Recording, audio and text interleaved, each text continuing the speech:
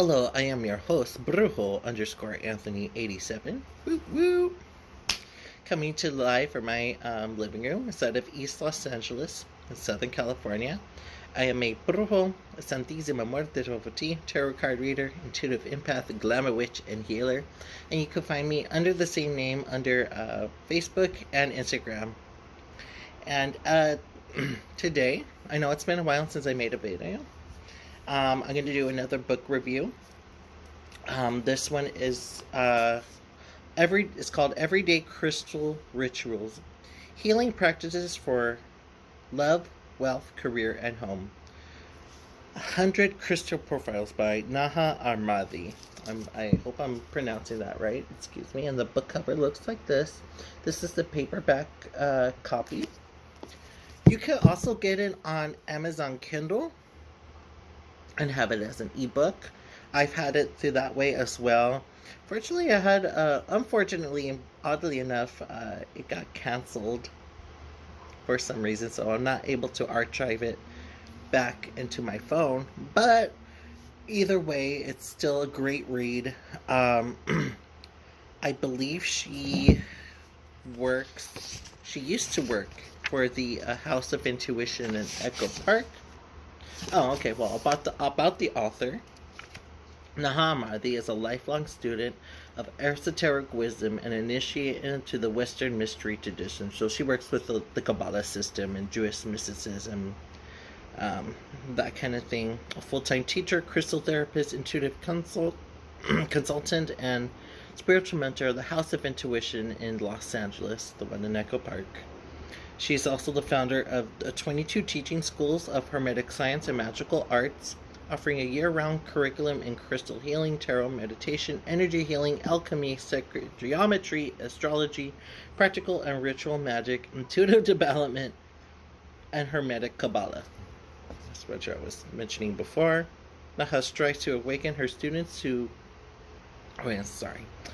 Naha strives to awaken her students and clients to develop their gifts and discover their potential, ever conscious of the intentions behind the work and seeking unity with the divine.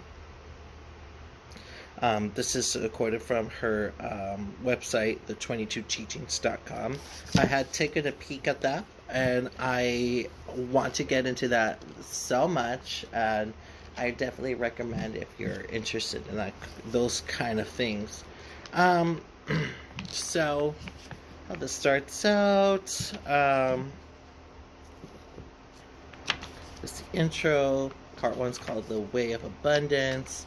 Basically explaining what crystals are, their gift from the earth, how to work with the five, basically the basics, which are very great to review over and over again. If you're very advanced, it's always good to review the basics of some things. So working with the elements, earth, air, fire, water, spirit, also known as Akasha, the chakra systems. It gives a very basic outline of the 7 system chakra.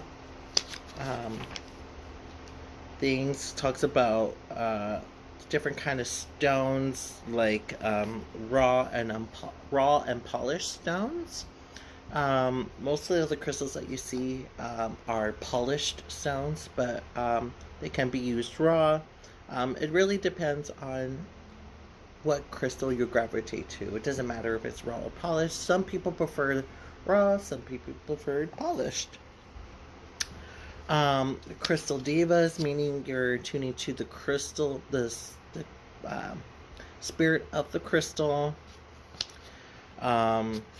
How to clear your intentions, cycle the moon, meditation, setting up for rituals. It has a glossary of terms that are used within crystal magic. And it also has sections, which I thought was great. The pictures are just really beautiful too. Just look at that. I love the pictures in this. I'm a very visual person, because I am a glamour witch. It explains, it breaks down crystals into categories, for, things that are important for us, like love, prosperity, stuff for the home, Again, it's a good picture reference of these semi-precious stones. It gives you a few rituals like sending love, the heart activator, letting go. You could also take a bath with some of these crystals, depending if some crystals are, if they're water soluble, then, don't put them in water, obviously.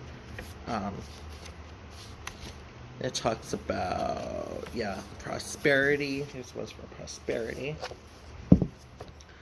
And these are not like very complicated, rituals. Just get a few crystals, depending on your intent, and sending them around into like a simple grid, like a 3 or 6 or whatever, or just laying down with them. They're very simple.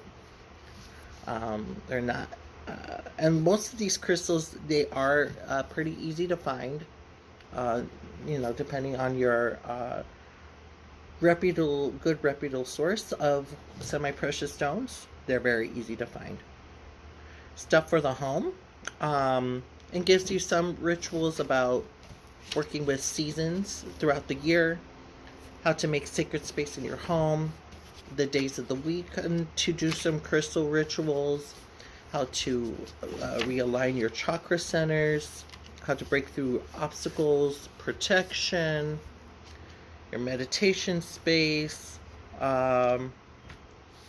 very simple things. And then obviously the pictures of these crystals, like I have this one. That's a very good one. Explains them really good. Talks about, their origin, their color variations that you might see of a particular stone, the elements, what chakra it works with, the qualities that it provides, the healing properties, how to care for these stones, and some tips, like for example, like aquamarine. You can find it throughout the world. The blue variety of the beryl family, ranging from pale blue to green, is the most common. It's the element of water. The qualities of it are purification, reflection, and tranquility. The healing part I'm not going to go into. That's just something that you could kind of read through. How to care for it. You could clear and charge with the moonlight. And tips: place aquamarine on your bedside table to bring tranquility to the bedroom, wear or hold during heart-to-heart conversations. So things like that. And it explains throughout these stones, pretty much throughout. Most of these stones that I've seen, like in another book review I'll probably do, the crystal Bible. I'll do that one, and pretty much the Z part is through zebra marble. So I definitely recommend this book. It's a very easy read, not complicated at all, breaks it down, very simple rituals. I cannot explain and stress enough the simplicity of the workings in this. Like I said, if you have a good shop that you go to that's a very reputable and very trustworthy store and source of your crystals, I say you're most likely going to find all the crystals in here.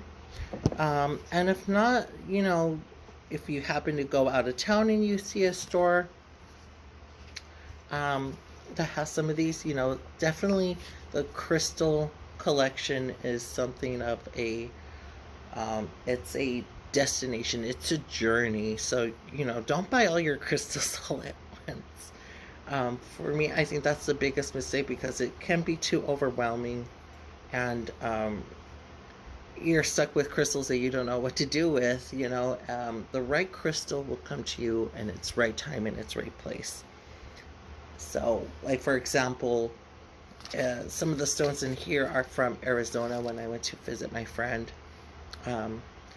She lives like 2 hours away from Sedona, so it was very easy to go over there, because there's like rock and New Age stores everywhere in that area now, compared to when I went like 10 some years ago.